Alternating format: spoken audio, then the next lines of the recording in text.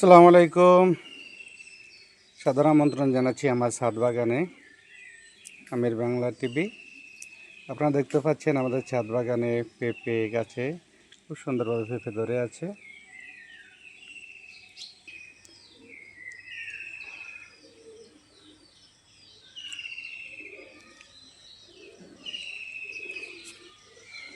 আরেকটি গাছে দেখতে পাচ্ছেন সুন্দর বড় বড় সাইজের পেঁপে। আপনারা ছাদকে খালি না রেখে এভাবে টবের মধ্যে এই ফল পাকা গাছ লাগাইতে পারেন। এটা দেখেন কাগজি লেবু অনেকগুলো ধরে আছে।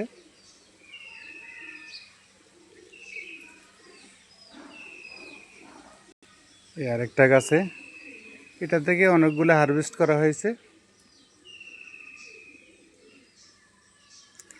এই দেখেন আরেকটা দেখে এগুলা। এই লেবু কিন্তু খুব সুস্বাদু, চাঁদি লাল চাঁদি খাওয়ার জন্য খুবই সুস্বাদু। এই দেখেন ধরে আছে, এগুলো সব ছাদ বাগান।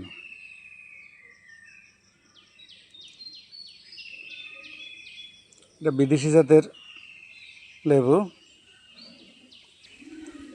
এখানে দেখতে পাচ্ছেন মালটা, অনেকগুলো মালটা ধরে আছে গাছে। তারপর তো 10-15-20 দিন পর এগুলো হারভেস্ট করা যাবে।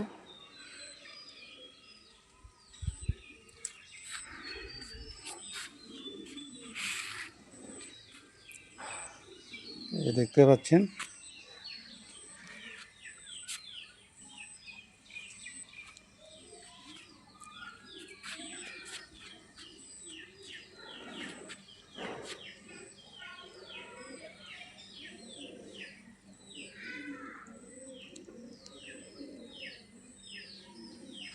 এগুলো আমি টপের মধ্যে লাগিয়েছিলাম।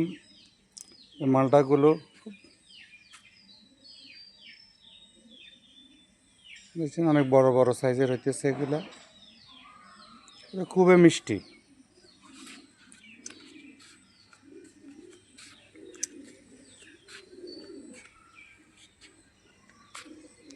দেখেন টবের মধ্যে কি পরিমাণ ধরছে, আলহামদুলিল্লাহ।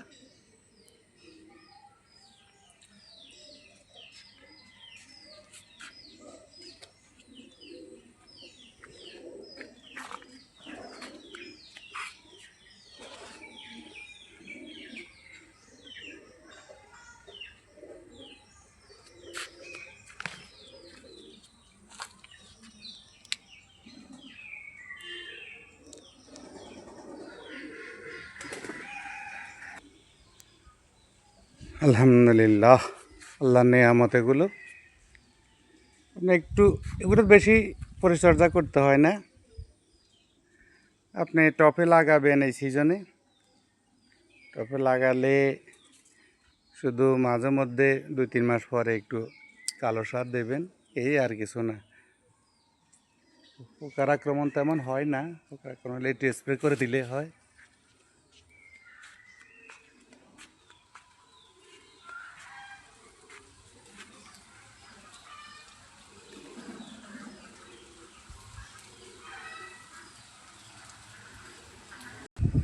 এই যে পেঁপে ধরে আছে ছাদের উপরে।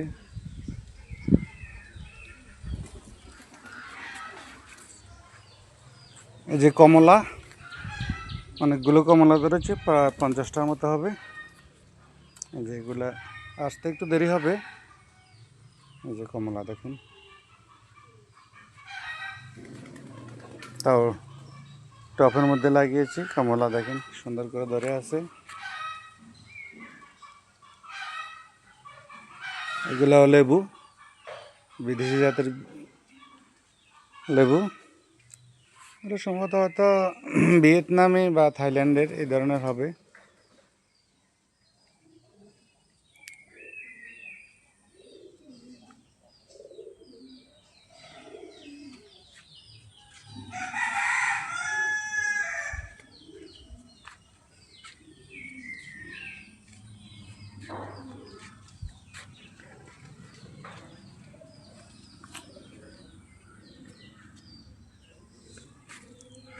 দেখতে থাকুন আপনারা। খালি ছাদ থাকলে টবের মধ্যে লাগাইতে পারেন মালটা এবং কলপের কমলা অনেক হয়।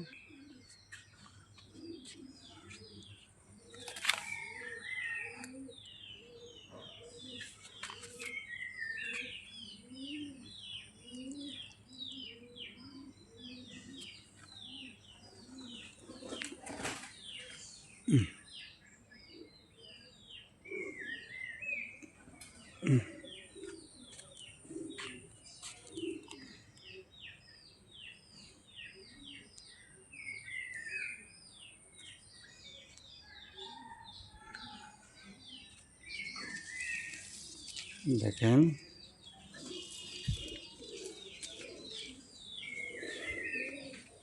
তো কমলা গাছ এবারে ধরবে এটাতে। ওই যে শসা লাগিয়েছি, শসাও প্রতিটা ডোগার ফাঁকে ফাঁকে ধরে। এই যে মালটা,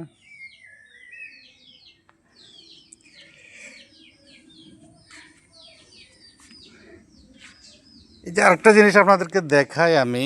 এই যে এখানে দেখেন উপরে মালটা গাছ লাগিয়েছে আর নিচে আছে আনারস। এই আনারসগুলা আমি গত বছর ধরেছে, এত মিষ্টি এত সুস্বাদু, কিন্তু বাজার এগুলো এত মিষ্টি হয় না, সুস্বাদু হয় না, কারণ ওগুলো হয়তো পরিপূর্ণ না হতে কেটে ফেলা। কিন্তু এগুলা দেখেন এত সুন্দর কমলা আমি ছাদে আনারস এগুলা হয়, এত সুস্বাদু এত মিষ্টি হয়, আপনারা না খেলে বুঝতেই পারবেন। টবের মধ্যে লাগিয়ে রেখেছি, এবার এগুলো আশা রাখি সবগুলাতেই ফল আসবে।